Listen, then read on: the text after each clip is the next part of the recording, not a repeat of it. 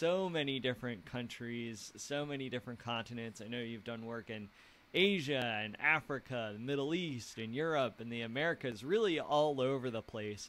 And so I'm wondering if you could share with our listeners, what has that international experience done for you as a theater practitioner? And also, how is theater different in these, different places around the world? I think what it has directly given me is a sense of humbleness.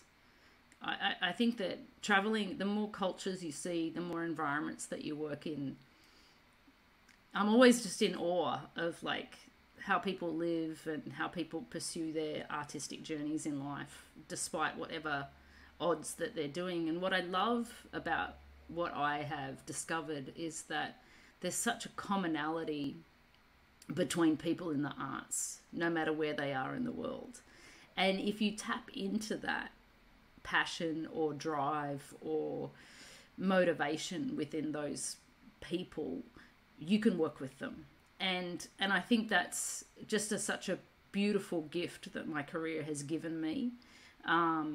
And the lessons that it's taught me by the places that I've traveled, and not just in the shows themselves, it's like things that I've learned when I've gone out to dinner, and a designer took me out to eat scorpion in Vietnam, like random stuff that's happened in my life that you just think, wow, how did I get to be in this position? And that's the gift of having an international career, is that you don't just get to work in that, you get to live and travel and meet people. And I just think that learning about all of those different cultures is such a gift, and it makes you humble as to what you have been fortunate to be exposed to. So, with me, it would be, a safe family environment, a safe upbringing, education.